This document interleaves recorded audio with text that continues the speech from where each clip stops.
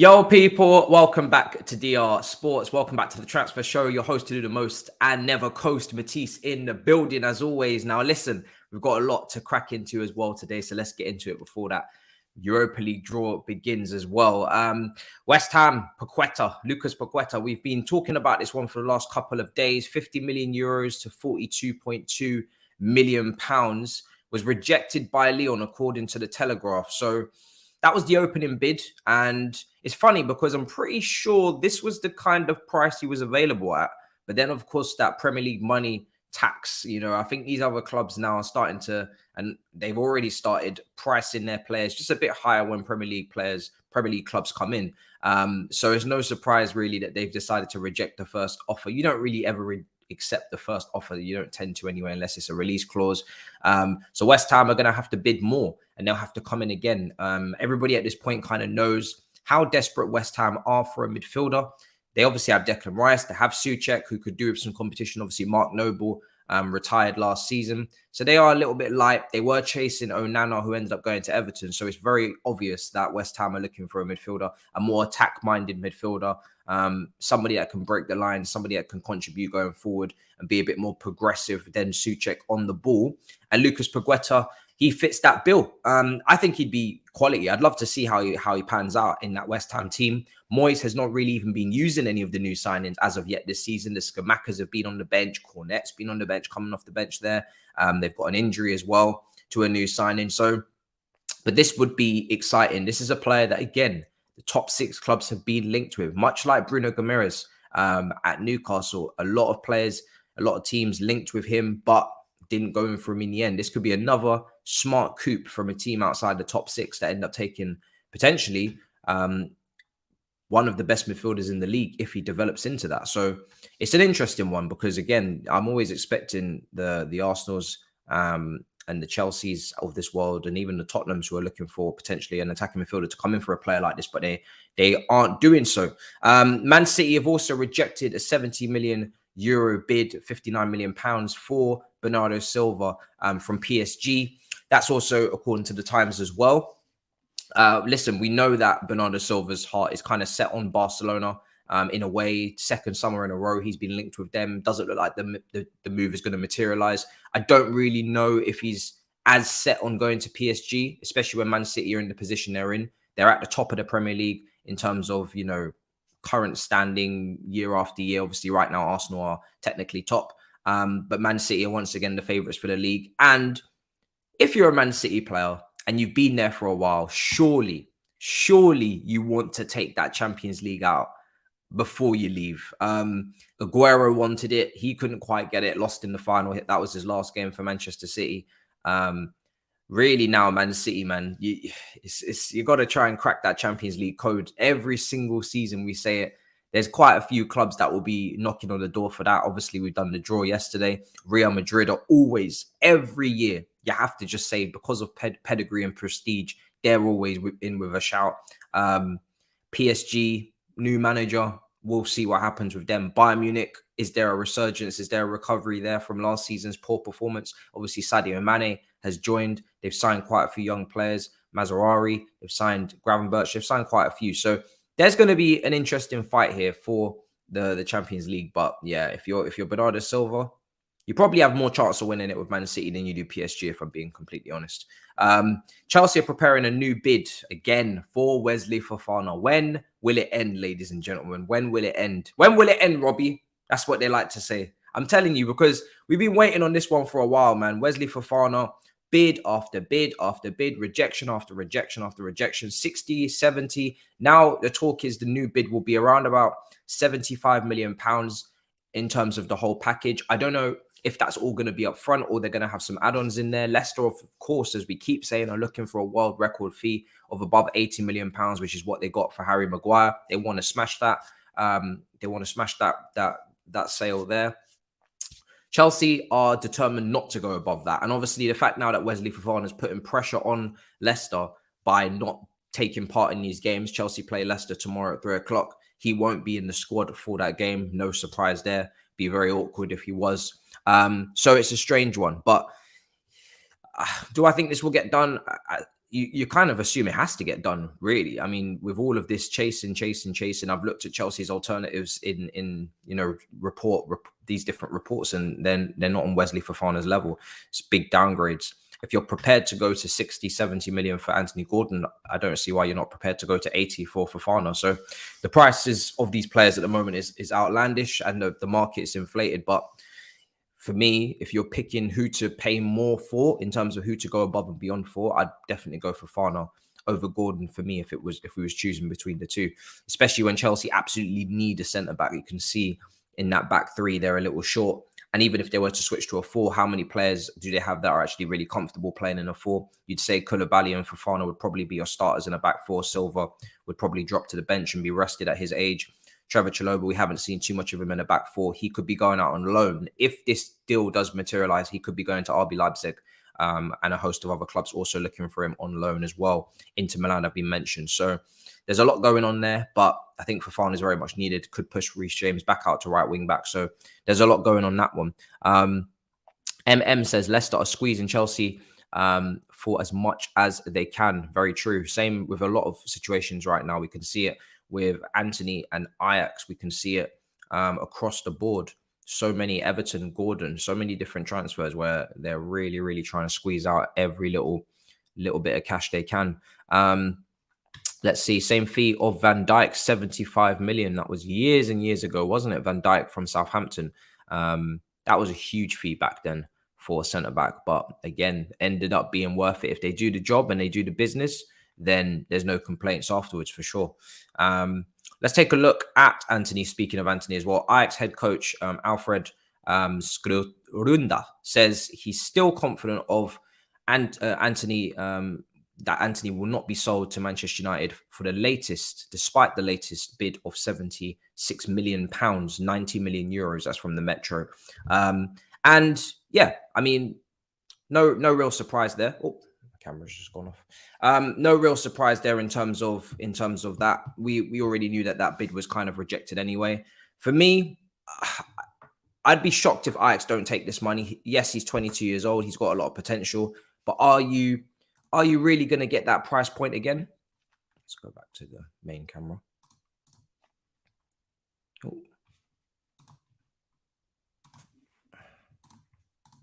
Hold on a second. What's going on? What's happening?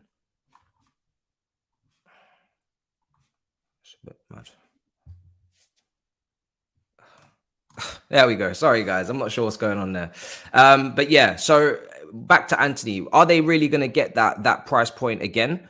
I don't think it's a real guarantee, if I'm completely honest. I think Ajax are a team that usually sell. They usually sell and then they rejuvenate that money back into their youth system. They don't even tend to even splash on high fees, although I've seen a few incomings have happened for them.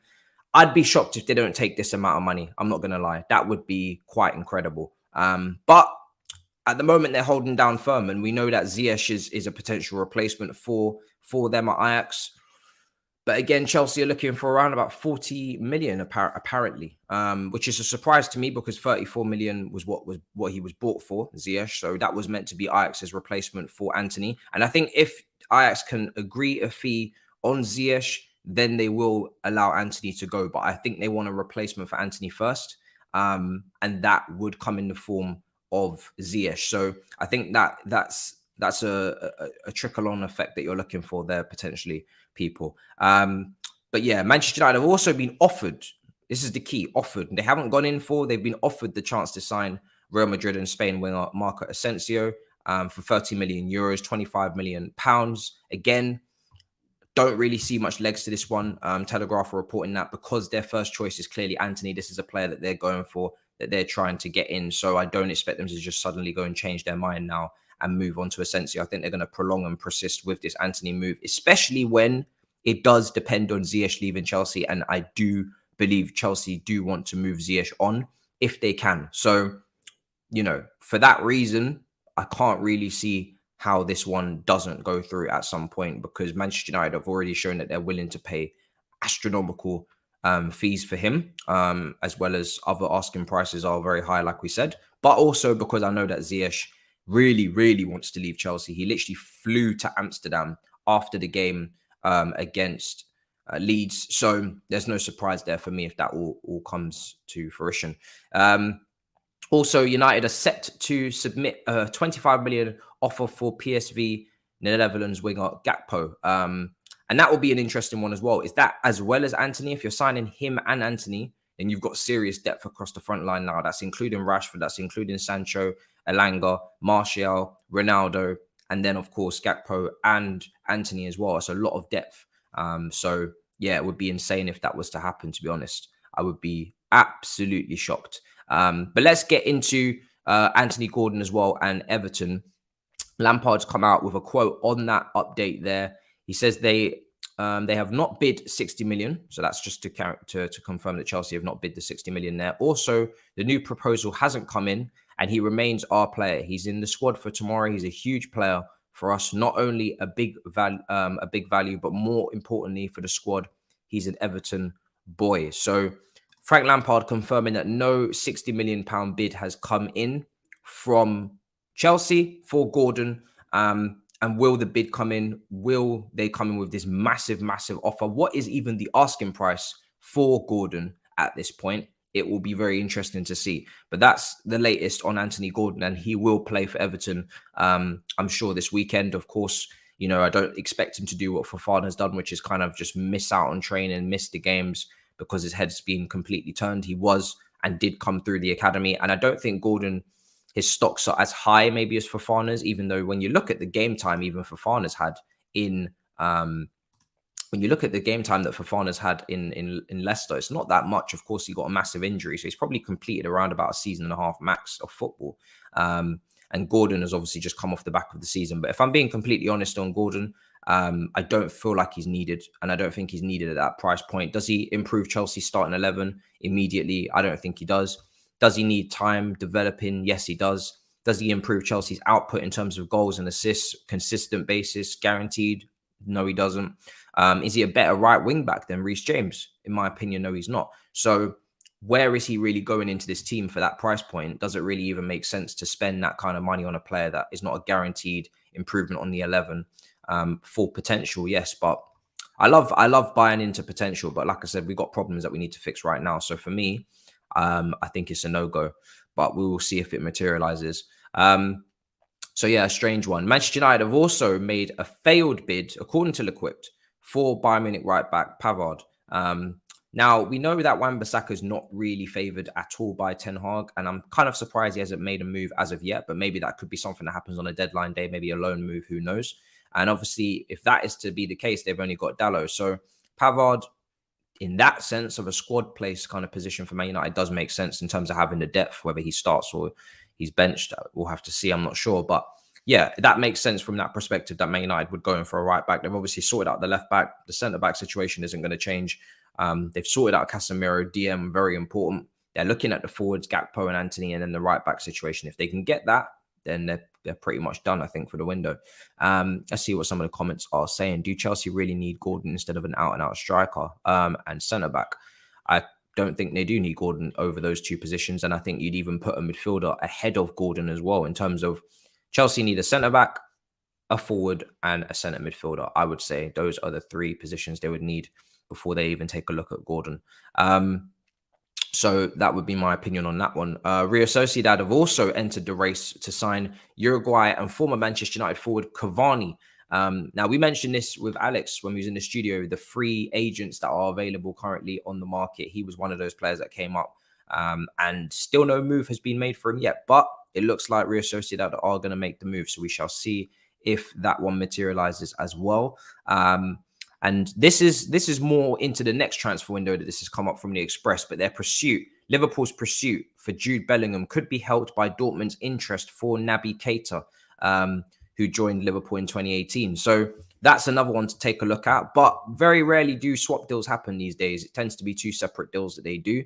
But maybe Dortmund will favour Liverpool if they are to give Keita in return. But we know Real Madrid are also interested, and Man City fans feel like as if they could get amongst this as well. So there's a lot going on for Jude Bellingham in 2023, I believe. Let's see here. Ajax must keep Antony for Champions League because Ajax need more toughness. This is from Andy.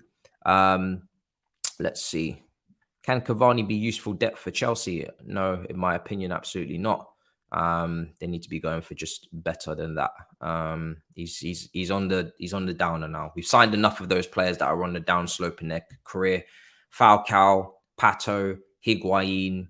I can keep going downward trajectory. We don't need that. So I'd rather we sign nobody. If you're not going to get the right players, then don't even bother buying anybody, in my opinion.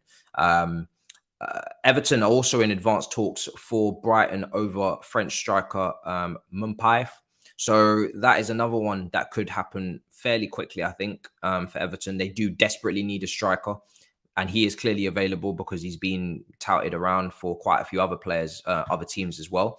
But Everton, does he really solve the consistent goal scoring issue? I don't know. Can you rely upon him to get the goals? I think he's a bit hit and miss personally. They got Salomon Rondon as well. Ali's obviously just gone to Turkey. They are really setting themselves up for a serious relegation battle. I'm not going to lie, Everton, it's looking that way for them. So tough times, but tough times never last unless you get relegated, and then you can obviously be one of the top teams in the Championship. So yeah, it's going to be a long day potentially for Everton. We'll see what happens. Also, Arsenal midfielder Lokonga is on the shortlist, apparently, for Jose Mourinho at Roma, as he looks to replace Wijnaldum, who's injured. And obviously, he literally just signed Wijnaldum, and now he's injured again. So that came out of nowhere for him, and he's probably quite shocked at the situation, but he's looking for a replacement. Would Arsenal let him go? Would Arsenal let Lokonga go? Let me know in the comments. I mean, I'm trying to think of the depth that you have in that position. You've got El Neni, you've got Xhaka, you've got Partey. Yeah, I mean, that could be feasible, especially if you're looking to bring another player in, which a lot of your fans definitely would like another midfielder to come in. Then there really isn't much room for Lokonga, maybe. Obviously, there's always depth, but, you know, I think you probably are quite sorted in that department. And that's not even mentioning the advanced midfielders like your Smith Rowe, your Odegaards, and your Vieiras. So, yeah, it will be an interesting one if that one. I think that's more someone's got to come in midfield for him to go out. Personally, I think that would make the most sense. I haven't seen anything about Gordon being off, although I wouldn't complain if that was the situation, considering the price tags that we're talking about. Mitro for Chelsea or United. I don't think he'll be going anywhere. First season in the Prem back for Fulham, and he's started really, really well. But like I said, still got to prove the doubters wrong over the course of the whole season. We've seen strikers have a great start before. It's only 3 games in. Got to sustain that form for people to really take notice at the top end of the table, in my opinion. And also, does Chelsea and Man United's style of play suit him as well? Is another question you have to look at. I don't know. Also, Southampton manager Ralph Hasenholt says that Che Adams is not for sale this summer. And also Cole Palmer at Manchester City is wanted on a season-long loan by Borussia Dortmund. And he's very, very talented. In the cameos that he has made for Manchester City, he's looked pretty good. But would they let him go? Or does Pep want to do a Foden 2.0 and look after him in the training ground and teach him and coach him? We'll have to see. But he is very talented as well. He does look pretty good. So let's just blast through some comments before we wrap up as well. Tavares is doing bits for Marseille. Second Arsenal loan to Marseille. It seems to be working out quite nicely for you guys. You've got a little partnership going there. Maybe loan out Lokonga to Marseille, actually. Maybe that makes sense instead of obviously selling. Maybe let him go to Marseille as well. You seem to have a good relationship with that club over the past few years. So yeah, let's see. I'm just going through some of these comments. Would Aubameyang fit Tuchel's system regardless of their past? I mean, I think they've got quite a good past. So I'm assuming Tuchel's banking on that, and he thinks that he'll obviously be able to get Aubameyang into this system. He knows Aubameyang better than most. He's obviously worked with him, so you'd have to trust his judgment on this one. But obviously, the Lukaku one didn't work out, but Aubameyang is a completely different type of player and character. So I'm hoping that it's not going to be an issue. I mean, the price point isn't as high. Obviously, we're not taking such a massive gamble. It's around about £25 million, it seems, but nothing is agreed. There is no update on that. So yeah, we will see if that one materializes, but it's not such a massive outlay of money. It's low risk, high reward potentially if he was to go back to his old Premier League goal scoring form. So we shall see on that one. But yeah, we're going to wrap up, people. Big up your damn selves. Listen, make sure you smash up the likes, smash up the icons. Let me know in the comments what you're thinking of all of these transfer rumors. I want to particularly know whether or not you would loan out Tavares to Marseille. I find that quite actually an interesting one. Not Tavares, sorry, Lokonga to Marseille to join Tavares, who seems to have started pretty well. And yeah, let me know what you think of the rest of the rumors, and I'll see you guys in a bit. Make sure you subscribe. Big up your damn selves. In a bit, people. Peace.